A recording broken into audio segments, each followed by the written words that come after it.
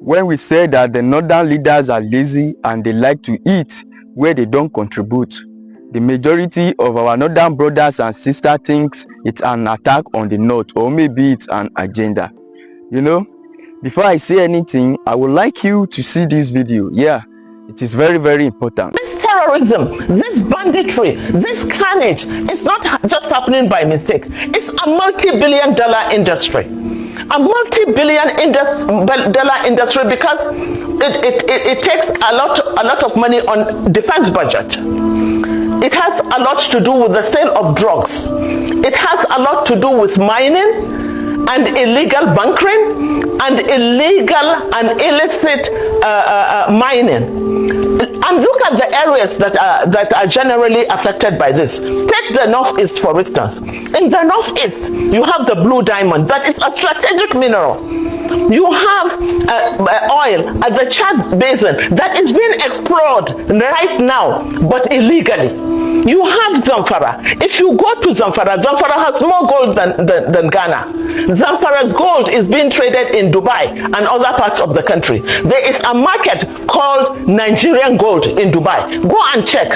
So who is doing this mining? Most times they are the governors, the people in power. They are the ones doing it in connivance. In connivance with foreign mercenaries.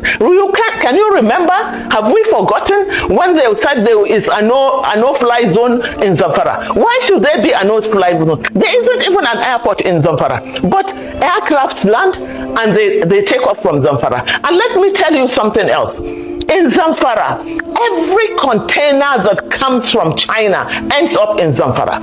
You know why? Because in Zamfara, the soil in Zamfara has all the strategic minerals that you can think of. So when the containers come in from China, they land they end in Zamfara, and a bag of Zamfara soil is today sold at 5,000. So they need to displace the people to allow them to continue with their mining.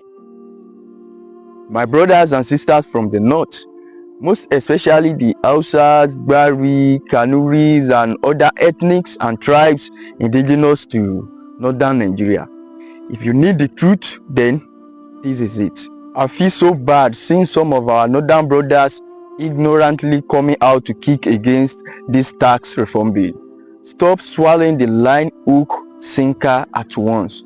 Do you know why? Because at the end of the day, you people are still at the receiving end. Who are the herdsmen? Boko Haram terrorizing in the north. Hausas, nothing concerns Fulani man because they know how to use what they have to get what they need. Out of ignorance, the oppressed is being deceived to fight for their oppressors. Because of your resources, they created banditry and terrorism. But in there are people from the Sahel who are not Nigeria, and they commercialized banditry and terrorism because they wanted to remove you from your land and take over it and the resources. You people want to be blind to the truth. Still yet, our other people are sleeping over this agenda against them. They don't want the Hausas to know how rich in mineral resources their land is.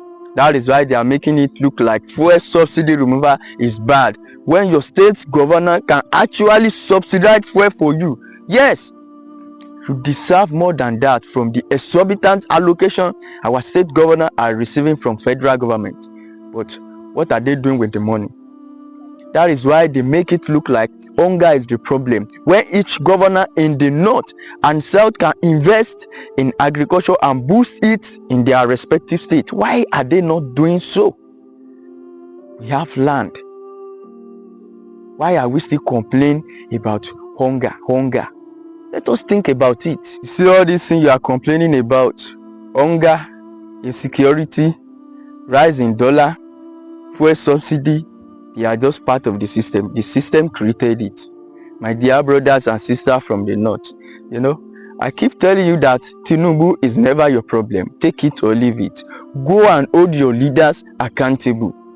Everything you are complaining about, you have the solution in the hands of your governors and your local government chairman. Do you know why? Because they are the closest government to the people. Yes, hold them accountable and ask them what they are doing with the money they are receiving. And I have seen this trend on social media where people are complaining that is it the governor that will bring down fuel to 100 naira? My dear, your governor can do it. Yes, I have said it earlier. Your governors can do it. At least state allocation has been increasing as the effect of subsidy removal. Ask your governor what they are doing with the money.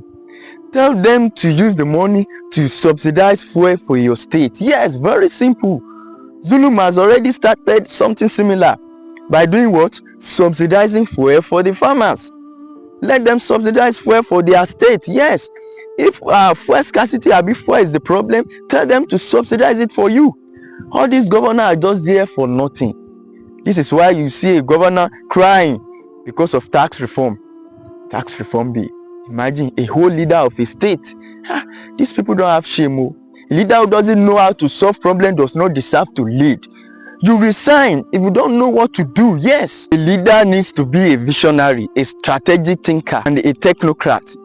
Lazy leader, lazy governor who wanted to pie themselves because of our entitlement mentality. We are just deceiving ourselves with unitary system. Meanwhile, everybody is playing regional politics. We all know the truth. We know that Nigeria is not a nation but a country of many nations. Every region is playing regional politics and pursuing regional interests. Oh, don't be surprised that Southeast don't even want the tax reform bill. Oh, because we don't want to talk. This is to tell you we need regional government.